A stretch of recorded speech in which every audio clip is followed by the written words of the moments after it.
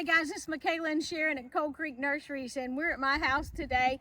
I have about 25 drift roses, and it's time to prune your roses. So I brought Sharon out. I thought, what a better way to get my roses pruned than let's do this video. So cool thinking on my part. Sharon's going to walk you through how to prune your roses, and then in the end, I'm going to give you some information about fertilizer for your roses. So really what she meant to say was she was trying to get some free labor and get all these roses pruned for her, right? Right. So let's get at it. So anyway, so this is a pretty large drift rose. It's way overgrown. It needs a hard prune because she's going to want this to flush out and be covered in leaves and full of flowers. And if you can look down inside of this plant, you'll see I can stick my hand down in here. And this is all dead, this in the middle. It's kind of hard to get to that when a plant gets this large. Also, best gloves on the market because roses will tear you up, and I just stuck my hand in there and there's nothing, so it's awesome. So wait a minute, before you go, let me ask a question. My roses here have already started leafing out. Is that still okay for you to do this pruning? Still perfectly fine to do the pruning on roses. Roses after Valentine's Day, you can prune them whenever you want to, but this is the perfect time to get them right when they're budding like that. They've got new buds all down inside the plant also, so you're not hurting anything by doing this. They only bloom, drift roses only bloom on new wood, so we're good. All right, have at it. And I will tell you this, I usually start by going around the plant so I can figure out how much I need to take off, and then when you finish, I will let you see what the finished product is. Now what I'm doing, I'm just going straight across the top of the plant. I'm doing a straight cut. What that's going to do is when you cut it straight across, you don't want to prune a circle or a mound because that's what you're going to get. You want it to look more natural looking, so you just go straight across.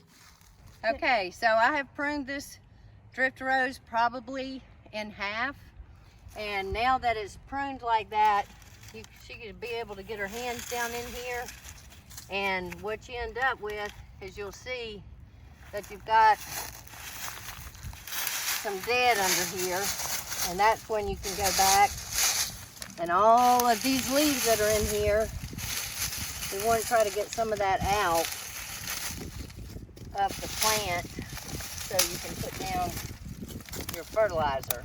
But a lot of this, if it's not dead, it's not going to break off just by doing this. So see these limbs here, and then if you have to, you can go in with a pair of little pruners if you want to. If you got to get down and try to get something like that off the bottom, you can do it that way. This way you're kind of cleaning out your plant, and that's why she needs this prune, because see how it's pretty open now here, and this ought to flush out and look really good come spring.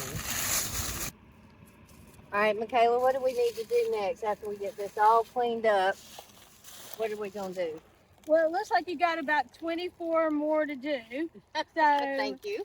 After that, you'll need to fertilize. And what we recommend is to start out with the Bio Advanced Rose and Flower Care. It's a fertilizer, an insecticide, and a disease control. So hit it with this early on for a good 6 weeks of protection against disease and pest. After about 6 weeks, you can switch over and use the slow release rose tone on your roses. This is slow release. It is organic, and you can add this to your roses about once a month through the growing season. Now we are at Michaela's gorgeous hydrangeas, and this is a Hydrangea macrophyllum. So that means it's the one with the big flower heads on it. Goes in the shade, and these, all you want to do this time of year, they're not like sun hydrangeas where you just go in and prune them back, because this is an endless summer, which will bloom on new wood and old wood. So your first blooms are going to come off of last year's wood. What you can do is go in and look for anything that shouldn't be there and cut it out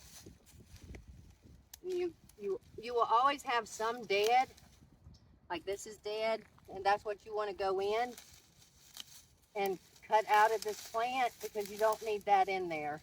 So you can see here where this has viable buds already starting on this, and this does not. This one here is dead. And so that's what you can go in right now and cut out. And if you don't have any dead, you can always go in and take off the top flowers right above a leaf node. And that's still safe. This is a good example right here.